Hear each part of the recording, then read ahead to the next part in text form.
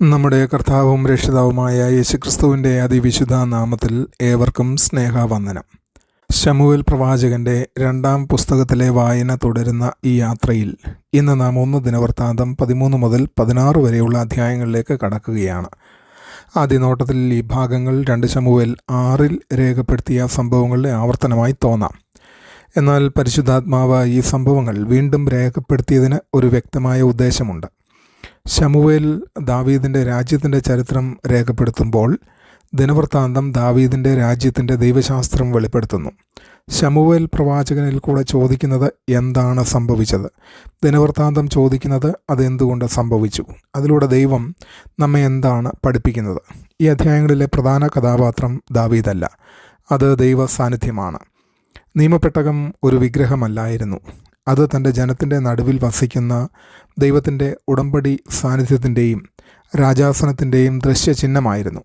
അതിനാൽ ഈ അധ്യായങ്ങൾ ഒരു വിശുദ്ധ പെട്ടകം ഒരു സ്ഥലത്തു നിന്ന് മറ്റൊരിടത്തേക്ക് മാറ്റുന്നതിനെക്കുറിച്ചല്ല, മറിച്ച് ദൈവത്തെ വീണ്ടും ഇസ്രായേലിൻ്റെ ദേശീയ ജീവിതത്തിൻ്റെ കേന്ദ്രസ്ഥാനത്ത് പ്രതിഷ്ഠിക്കുന്നതിനെക്കുറിച്ചാണ്. ഇതാണ് ഇന്നും സഭയുടെ ഏറ്റവും വലിയ ആവശ്യം. ഈ 4 അധ്യായങ്ങൾ ഒരൊറ്റ ആത്മീയ യാത്രയുടെ 4 ഘട്ടങ്ങളാണ്.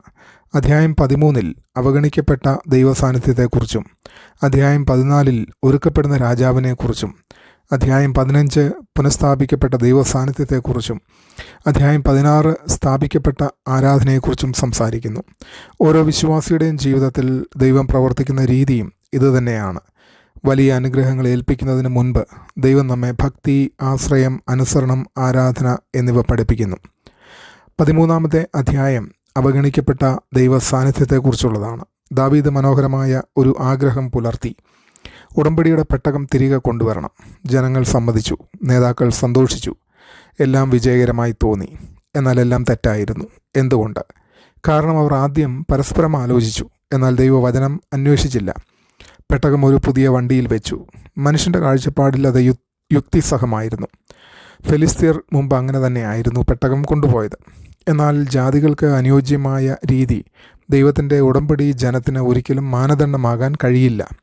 സംഖ്യാപുസ്തകം 4-ലും ആവർത്തന പുസ്തകം 10-ലും ദൈവം ഇതിനകം വ്യക്തമായി കൽപ്പിച്ചിരുന്നു. നിയമപ്പെട്ടകം വിശുദ്ധീകരിക്കപ്പെട്ട ലേവ്യർ അവരുടെ ചുമലിൽ ചുമന്നുകൊണ്ടാണ് പോകേണ്ടിയിരുന്നത്. പ്രശ്നം വണ്ടിയായിരുന്നില്ല. ദൈവ വെളിപ്പാടിനെ മനുഷ്യബുദ്ധി കൊണ്ട് മാറ്റി സ്ഥാപിച്ചതായിരുന്നു യഥാർത്ഥ പ്രശ്നം. അതിനുശേഷം ദുരന്തം സംഭവിച്ചു. ഉസ്സ പെട്ടകത്തെ താങ്ങാൻ കൈനീട്ടി. പലരും ചോദിക്കും, ദൈവം ഇത്ര കഠിനമായി ശിക്ഷിച്ചത് എന്തുകൊണ്ട്? ഉത്തരം ദൈവത്തിൻ്റെ വിശുദ്ധിയിലാണ്. ഉസ്സ തൻ്റെ കൈ പൊടിയേക്കാൾ വിശുദ്ധമാണെന്ന് കരുതി. എന്നാൽ പാപമുള്ള മനുഷ്യൻ്റെ കൈകൾക്ക് വിശുദ്ധമായതിനെ കൂടുതൽ വിശുദ്ധമാക്കാൻ കഴിയില്ല. പെട്ടകത്തെ ഭൂമിയിൽ നിന്നല്ല സംരക്ഷിക്കേണ്ടത്, ഭൂമിയെ തന്നെ താങ്ങി നിർത്തുന്ന ദൈവത്തിൻ്റെ സാന്നിധ്യത്തിൻ്റെ അടയാളമായിരുന്നു അത്. ഇത് ഒരാളുടെ കൈസ്പർശത്തെക്കുറിച്ചുള്ള സംഭവം മാത്രമായിരുന്നില്ല. ദൈവത്തിൻ്റെ വിശുദ്ധിയെ നിസ്സാരമായി കാണാൻ തുടങ്ങിയ ഒരു ജനതയുടെ മേലുള്ള ദൈവത്തിൻ്റെ ന്യായവിധിയായിരുന്നു അത്. ദാവീദിൻ്റെ ഏറ്റവും വലിയ തെറ്റ് ആവേശമായിരുന്നില്ല. നല്ല ഉദ്ദേശമുണ്ടെങ്കിൽ അനുസരണക്കേട് ക്ഷമിക്കപ്പെടുമെന്ന ധാരണയായിരുന്നു. ഇന്ന് നാം പലപ്പോഴും ചോദിക്കുന്നു, ഇത് ഫലപ്രദമാണോ? എന്നാൽ ദൈവം ആദ്യം ചോദിക്കുന്നത് ഞാനത് കൽപ്പിച്ചിട്ടുണ്ടോ എന്നാണ്. അധ്യായം 14-ൽ ഒരുക്കപ്പെടുന്ന രാജാവിനെക്കുറിച്ചാണ് നമുക്ക് കാണുവാൻ കഴിയുന്നത്. വളരെ ശ്രദ്ധേയമായ ഒരു കാര്യം ഇവിടെ നമുക്ക് കാണാം. ദാവീദ് വീണ്ടും പെട്ടകം കൊണ്ടുവരാൻ ശ്രമിക്കുന്നതിന് മുൻപ് ഫെലിസ്തീർക്കെതിരായ 2 വിജയങ്ങൾ രേഖപ്പെടുത്തിയിരിക്കുന്നു. ഇത് യാദർച്ഛികമല്ല. 2 പ്രാവശ്യം ദാവീദ് യഹോവയോട് അന്വേഷിച്ചു. 2 പ്രാവശ്യം ദൈവം ഉത്തരം നൽകി. 2-ാമത്തെ പ്രാവശ്യം ദൈവം യുദ്ധതന്ത്രം പൂർണ്ണമായി മാറ്റി. ഉടനെ ആക്രമിക്കാതെ ബാൽസം മരങ്ങളുടെ മുകളിലൂടെ സൈന്യം നീങ്ങുന്നത് പോലെയുള്ള ശബ്ദം കേൾക്കുന്നതുവരെ ദാവീദ് കാത്തിരിക്കണം. ആത്മീയ നേതൃത്വത്തിൻ്റെ അതിമനോഹരമായ ചിത്രമാണിത്. ദൈവത്തെ ഒരു സൂത്രവാക്യത്തിലോ പതിവ് രീതിയിലോ ഒതുക്കാനാവില്ല. ഇന്നലത്തെ വഴിനടത്തൽ ഇന്നത്തെ ദൈവസഹവാസത്തിന് പകരമാകില്ല. പല വിശ്വാസികളും ഇന്നലത്തെ അത്ഭുതങ്ങൾ ആഗ്രഹിക്കുന്നു, എന്നാൽ ഇന്നത്തെ ദൈവ സാന്നിധ്യം അന്വേഷിക്കുന്നില്ല.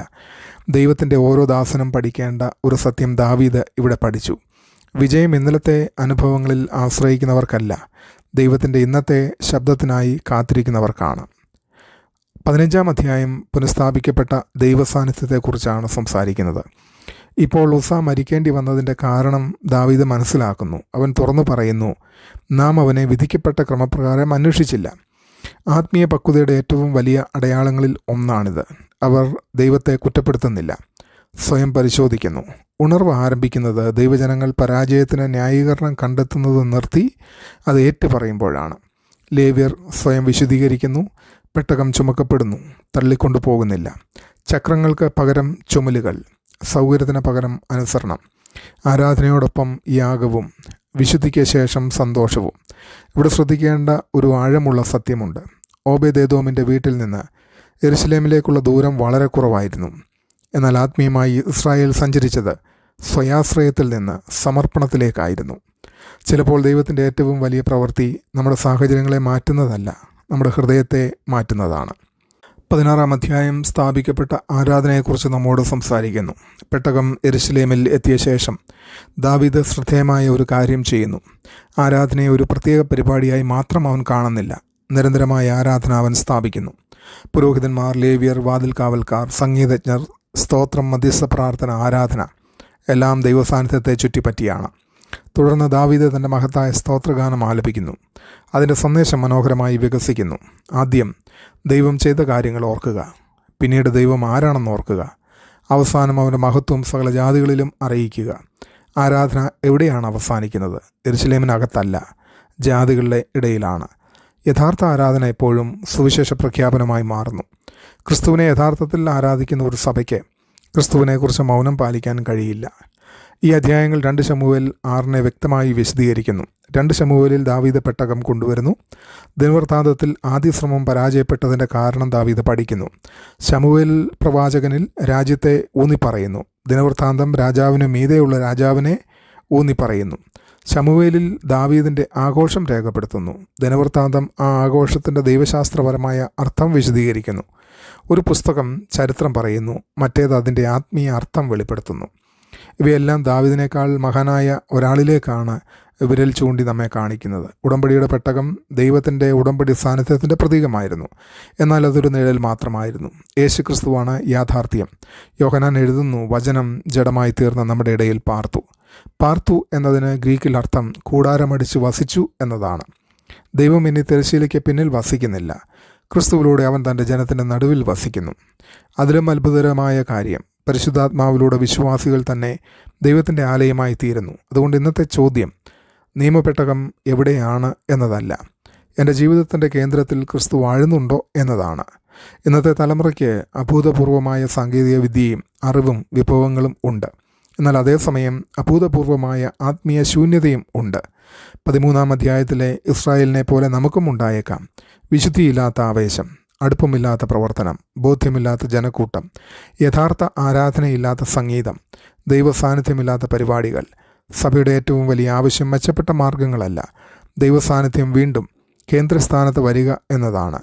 ദൈവസാന്നിധ്യം ആദരിക്കപ്പെടുമ്പോൾ ആരാധന യഥാർത്ഥമാകുന്നു, കുടുംബങ്ങൾ ശക്തമാകുന്നു, നേതാക്കൾ വിനയമുള്ളവരാകുന്നു, സുവിശേഷ പ്രഖ്യാപനം സ്വാഭാവികമാകുന്നു, വിശുദ്ധി ആകർഷകം ആകുന്നു. ഇന്ന് നമുക്ക് ചിന്തിക്കുവാനുള്ളത്, ദൈവവചനത്തിൻ്റെ അനുസരണ എന്ന ചുമലുകൾ ഉപേക്ഷിച്ച് മനുഷ്യജ്ഞാനത്തിൻ്റെ പുതിയ വണ്ടിയിലാണോ ഞാൻ ദൈവത്തിൻ്റെ വേല ചുമക്കാൻ ശ്രമിക്കുന്നത്? ആധുനിക മാർഗങ്ങൾ തെറ്റല്ല, എന്നാൽ അവ ദൈവവചനത്തിൻ്റെ തത്വങ്ങളെ മാറ്റി സ്ഥാപിക്കുമ്പോഴാണ് പ്രശ്നം. ദൈവം തൻ്റെ വെളിപ്പാടിനെ അവഗണിക്കുന്ന പുതുമകളിൽ ഒരിക്കലും പ്രസാദിക്കുന്നില്ല. ജീവിതത്തിലെ ഏറ്റവും സുരക്ഷിതമായ സ്ഥലം എല്ലാം വിജയകരമാണെന്ന് തോന്നുന്ന ഇടമല്ല, ദൈവവചനത്തിന് അനുസരണത്തോടെ നടക്കുന്ന സ്ഥലമാണ്. ഇന്ന് ദൈവം എൻ്റെ ജീവിതത്തിൻ്റെ കേന്ദ്രം പരിശോധിച്ചാൽ സിംഹാസനത്തിൽ ആരെയോ എന്തിനെയോ കാണും.